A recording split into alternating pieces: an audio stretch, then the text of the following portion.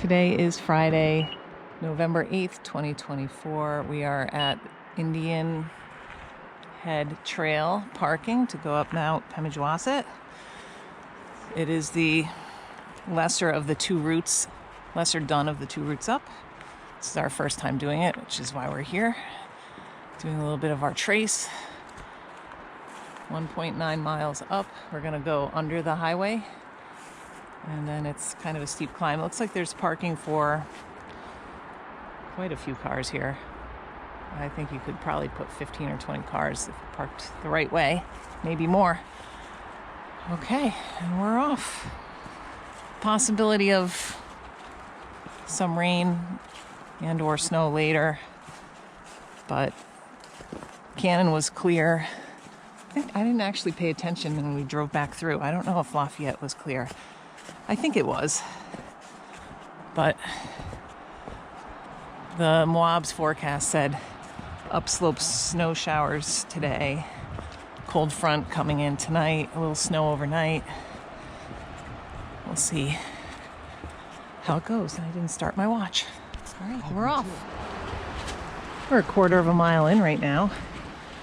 We are between the two sides of 93. That's the northbound side. I didn't zoom in. Flume and Liberty through the trees. And then picking up right here is the southbound side. And there's a water stream. I wonder if that's what's the name of that one that has the mini flume? Is it the Pemi? It is, right? Interesting. There's like an old stone wall here. Like a little spillway. Interesting. There's the highway. Right there. We just came up to the trail junction, so this is the way we just came. As you can see, it's worn, but it's nothing like that way, which is taking you back down into Franconia Notch. Indian Head Trail 1.8. So now we're running together with the Mount Pemi Trail, and it's been a while since we've been up here. But one thing I remember is as you approach up here, there's going to be a drop-off on the right side. So if you have little kids or an off-leash dog, or it's super icy, you might want to be careful that they don't fall. And we should have a view to Mount Wolf on this side. And then if you circle around to the left, there used to be an obstructed view of Franconia Ridge, which would have been great if they cut trees. So maybe they've cut something. I don't know. It's been a few years, I think, since I've been up here.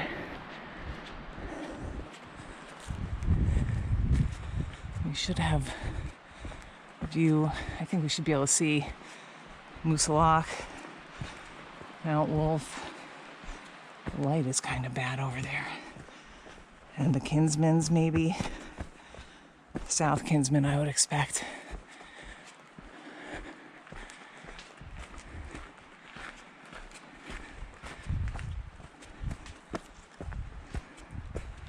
Let's see. I guess I started this too early. Okay. We're getting up to that spot now. Right, the trail comes right out like this. I did not zoom in.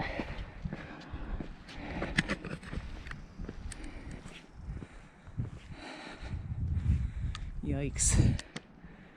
That is, I have no idea how far down it is. Very, very far.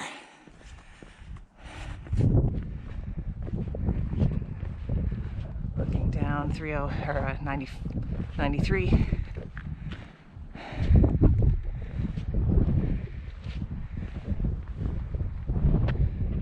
Moosalauke is in a cloud.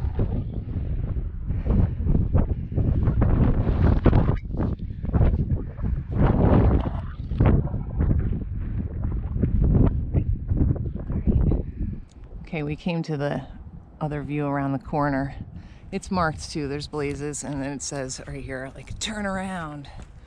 So at one point there was a view of Franconia Ridge right there. I've even been here where I could see it, so I don't know, maybe the snow was super high then. And then Liberty and Flume. And then as you walk around, you get a view down to Scar Ridge. Let's see.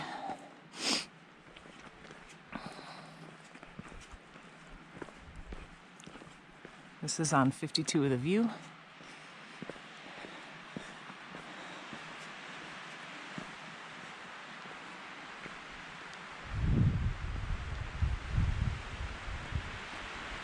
So right in the center here is Scar Ridge.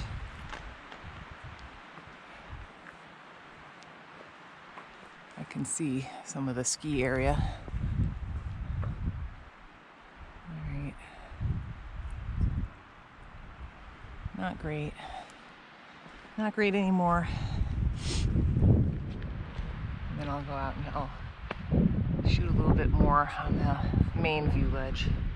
Point some stuff out. Okay, so back up on the main view. To the left is, I've got two poles here. Hold on. In the foreground is Scar Ridge, over on this side, and then in the background over here are the Osceolas. Coming around, it's really tiny on my screen. There's an abrupt drop right here, that is Mount Jim, and in that V behind it is Moosilauke, and then over here is South Kinsman. Some dark skies coming from the west. Down south looks better. Okay. The winds are probably, when it blows, they're probably around 18 or 20, maybe less. But it's not super windy up here. But it is super windy higher. So that's why we are down low. This is Mount Pemigewasset. Took us 1 hour exactly to get up here.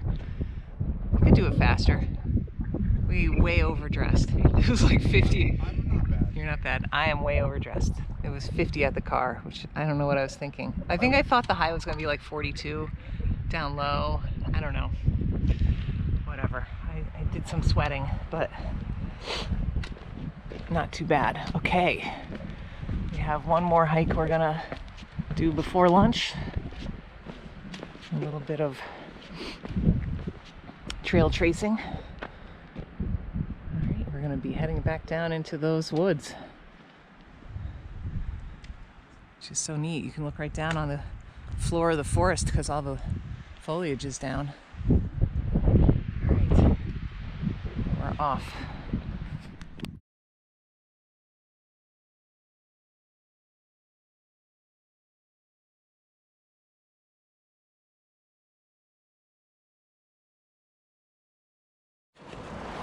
We're finishing up our Mount Pemi hike now, and we decided we're going to go over to Cobble Hill Trail and knock that one off too. That one I think is relatively low with no views or anything. I think it's just like a old forest road. I'm not sure. I think it's 2.1 miles, so we'll go knock that off and then go home and have lunch and then decide what to do based on maybe the weather. So, yeah, uneventful. We saw 2 different groups of hikers using this trail and a solo hiker at the summit who had come up the other way. So, quiet day.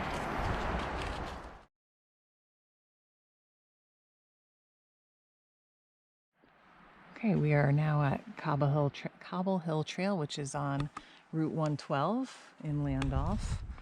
And it says there's parking for 2 cars, and I mean, I think you could park as many cars as you wanted to, as long as you were out of the way. This is possibly active logging, although it's not being logged right this minute. So you don't want to block the gate, but shall we start here? Okay, I'm gonna start here. So according to the newest version of the White Mountain Guide, the first mile of the trail has been widened out because it was logged in 2021. So it should be 2.1 miles of mostly, or maybe all, forest road walking with 800 feet of gain. It's looking like it's gonna rain. We actually toyed with doing Black Mountain instead. Similar length, but that has nice views and I'd rather stay low, so we're gonna do this. What else can I tell you? It's just gonna end, like the road will continue on, but it is not the part. The trail sign gives you the distance to the boundary. To the boundary, yeah. Well, so the trail sign back there said the boundary is at 2.1 miles, and then there's a road that is in 3.5. But the trail, for the purposes of the White Mountain Guide, is up to the boundary at 2.1 miles. And it kind of implied that it goes through private land on the other side. So we're just going to go up and turn around. There are 2 peaks, Cobble Hill and Moody Ledge, one on each side of the road where it ends, where we're going to end. And those are on the 500 highest bushwhacks, but we're going to save them for a different day. Yeah. We're kind of not really working on the 500 highest unless it just something happens to happen and we do one. We're keeping track, but we're not really working on it. All right, so this is going to be Cobble Hill Trail.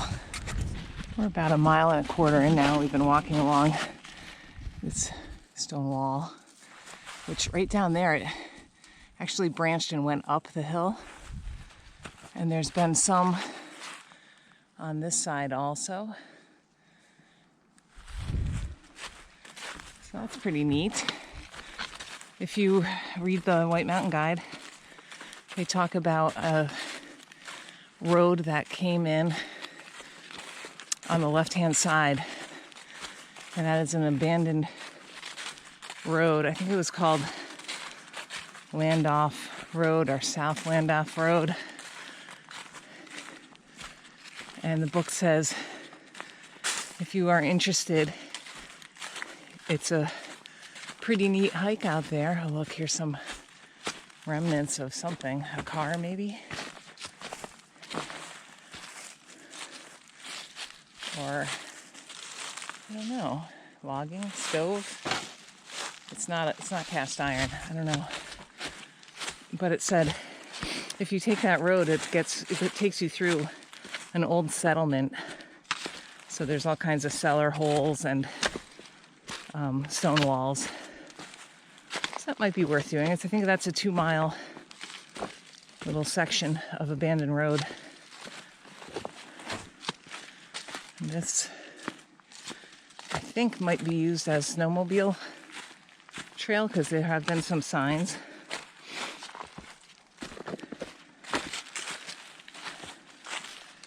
All right, I need 2 hands to get through this, but it's been nice, wide, generally good condition trail so far. This is a little bit less nice walking. There's a bridge though, where John is. Alrighty, Cobble Hill Trail. We are up at the end of that trail, although there's nothing indicating that's the end of the trail. There's an old bucket and the road continues on, and if you might be able to tell that somebody has driven through here, there are 2 hunters parked, I don't know, like 1 mile away down past where we walked. So they obviously came in from this other end, which goes through private land. The boundary is marked, but it's like you gotta be watching for it. There's some red on that tree right there. There's a down tree that had boundary marker, also marked in red over here. There's a yellow thing up on there that I can't read from here. And then in the woods, there's a piece of metal, like a fencing that's painted red, and it has one of those actual marker, one of these things. That's like a true boundary marker. Oh, and that's a bearing tree. That one is, okay. And that's a bearing tree that's gonna snap. Okay, so, oops, Cobble Hill Trail. Cobble Hill, I believe, is that right there through the trees. And then Moody Ledge is right over here. But it's starting to sprinkle out a little bit. That's a pretty interesting bucket. All right, so we're gonna head back to the car.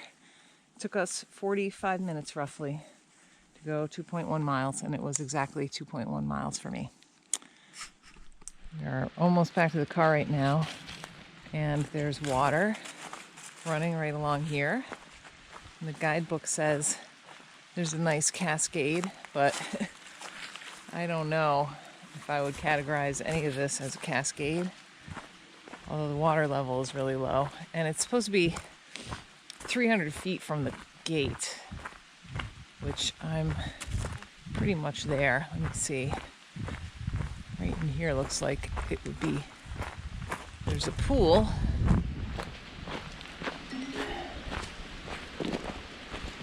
There's a pool right down here and a big slab right here. So maybe in times of high water, it's impressive. It looks like it would be pretty. And as you can see, the sun is out.